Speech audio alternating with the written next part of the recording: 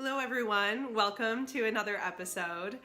Today I will be doing a solo episode. I've been doing a lot of guests on here, but today it's just going to be me.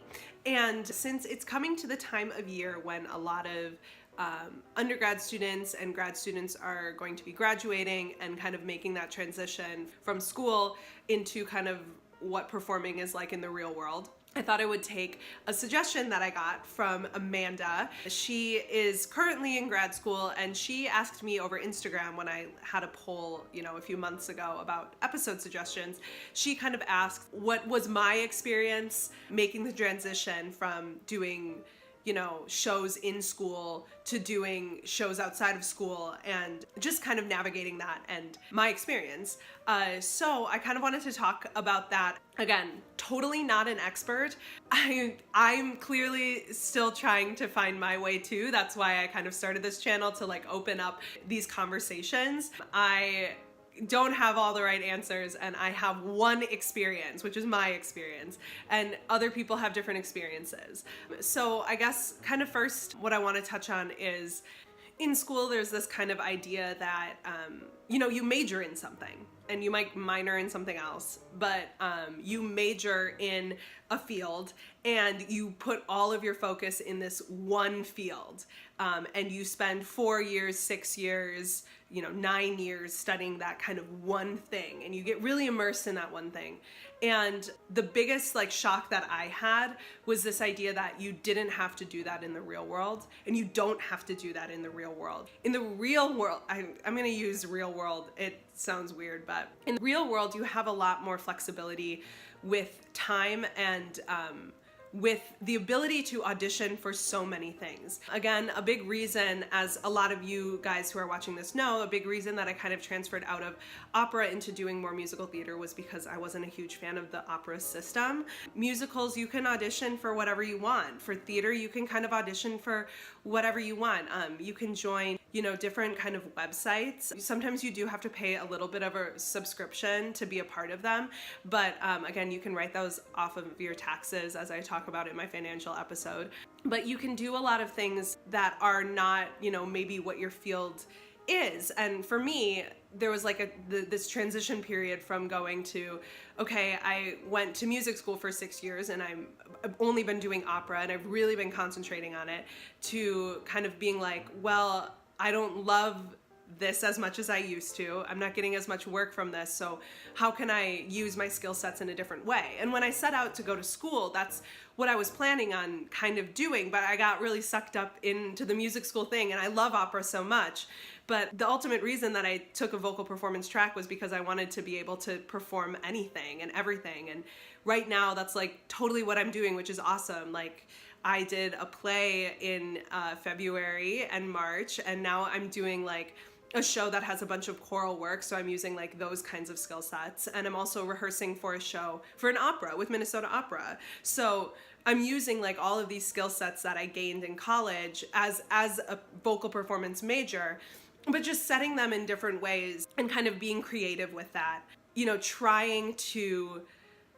Trying to just make ends meet in terms of performing. I think too often we can leave school and think for example, opera or bust.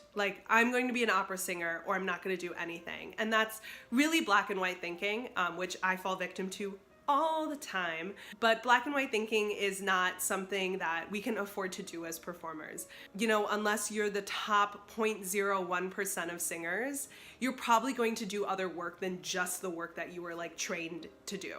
A lot of opera singers do musicals, even really famous opera singers do that. And a lot of people who are classically trained musicians are doing a lot of other things. And I think that's really cool. And this brings me to another point that I want to make in this episode. Probably the biggest point that I want to make is to not feel like if you got a performance degree that teaching is less than what you're doing as a performer. There are people who are very passionate about teaching, who go to school to be teachers, and we need those people in the world. Some of my really good friends are those people. I went to school on a performance track, and I always thought I would never teach. I kind of thought that I wasn't good enough You know, you take your skills kind of for granted and you don't understand like how much you actually know about a thing. And that's what I totally did. And there was like a little part of me, and I know there's a part of a lot of performance majors who think that if you teach, you're like a sellout. And that is 0% true. And I just want to like reiterate that so much to people who are graduating, who are recently graduated, or anything. Teaching is not selling out.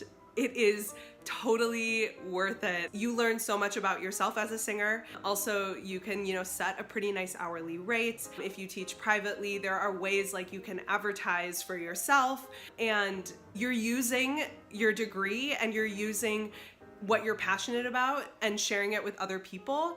So, I mean, I work as, again, most of you guys know, I work at a salon as my day job, and I love my day job. But at the end of the day, I went to school for 6 years, and I'm not using any of the skills, besides like people skills. I'm not using really any of the skills that I learned in school at my day job.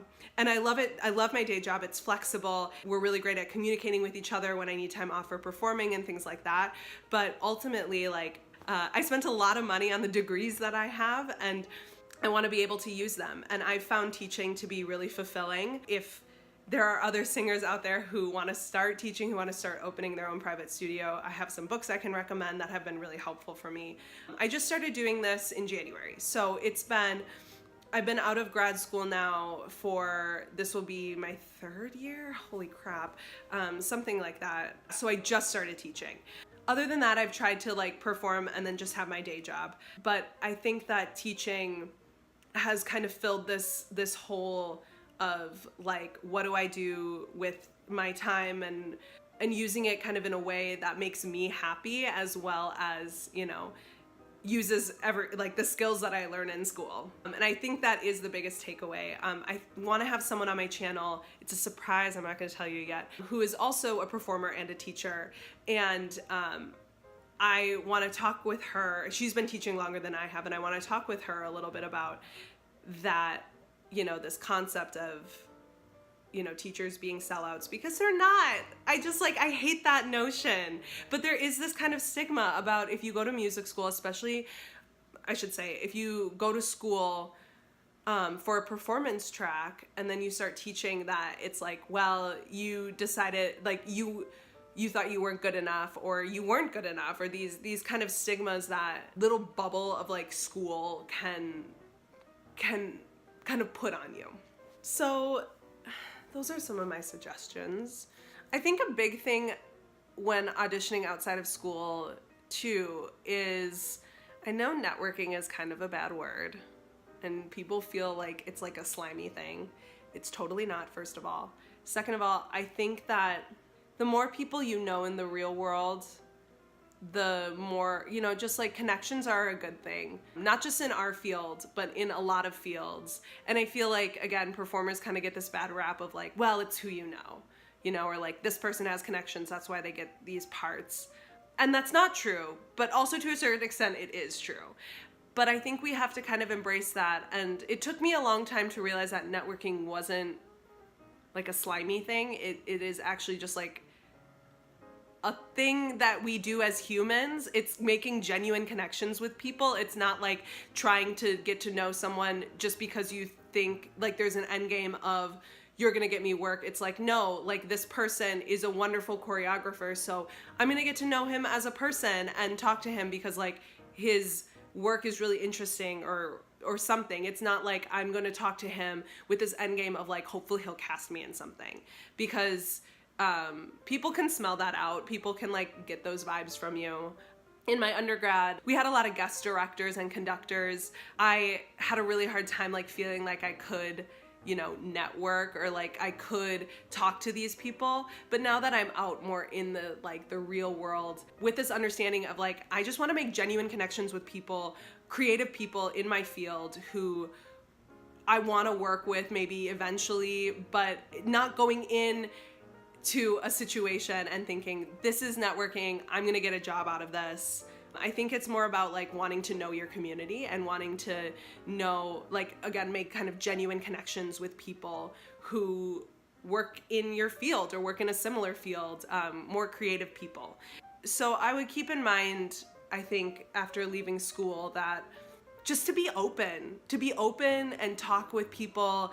And another big thing that I didn't do in school as much, or that you're kind of maybe forced to do in school, and then it's hard to find something outside of school that fills that void, is like working with other people kind of like your age. I had a friend come over recently and work on monologues with me, and it was so helpful. And I was like really nervous just because it's nerve-wracking performing in front of your peers, but I felt really good after working with her. It's kind of nice, like, you know, being open and like receptive to people. I think you can do that in school too, but I think it's more of a culture in school to do that, just because you have studio classes, you have master classes, you have, you know, acting classes with your peers and all this stuff, where you kind of inherently are performing for your peers. But then once you get outside of school, it's like, who do you trust? Who can you ask to like help you out with something? And then it gets really nerve-wracking, like if you're not kind of like forced to do it. So I guess that's something that I would recommend too, is like, you know, find your people outside of school. I think the leap from being in school to being out of school, you know, it is just audition for everything you can. That's what I recommend, just kind of like in general. The amount of rejection is tough. I've been very open. If you follow me on Instagram, I've been getting rejected a lot, and it's hard. But I also know that I'm doing good work, and that, you know, you're not going to get cast in everything. Again, there are so many factors to like why someone gets cast versus why they don't. And it's not always about talent, and kind of getting that banged into my head has been helpful. I know I have things I need to work on, but I still kind of, I'm trying to go out and get my face in front of as many people as possible. And again, just like being like a good colleague, being nice. Like outside of school, you know, you're not doing shows with just your friends anymore. Like you need to form relationships. You need to be nice. You need to be on time, being like what Zach said in last week's episode. But doing all these things, and just honestly, it's go for anything that you can. And if it's right, it's right. And if it's wrong, they'll tell you it's wrong. And, you know, rejection is going to be a huge part of this career. And in school, you might not have felt it as much. I didn't. I was one of the lucky ones who got a lot of opportunities when I was in school. And now I'm out of school and dealing with, you know, not being one of the only two mezzos, or like one, you know, whatever. There's a lot more competition out in the real world, and just kind of being okay with that kind of rejection. And there's nothing that can prepare you for that. Honestly, you just have to, I think, being open and talking about it with people when you get rejected. I think I talked about that in an episode.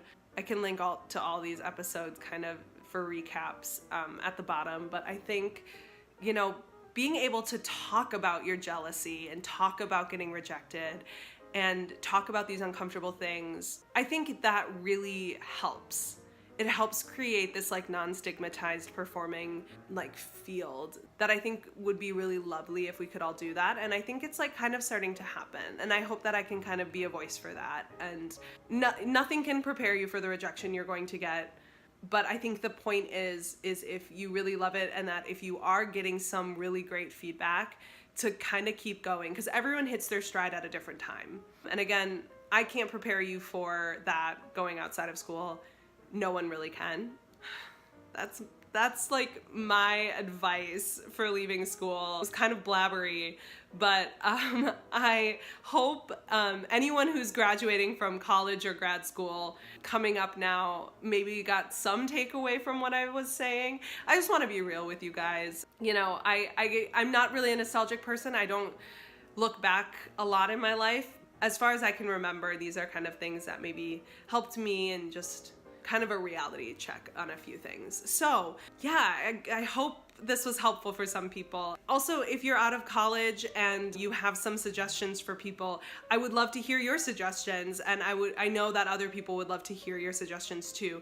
If you want to just like leave a comment or something, that would be awesome. Or even comment on my Instagram. You guys know that I'm really active on there with you guys. So have a good week, and I'll be back with another episode next week.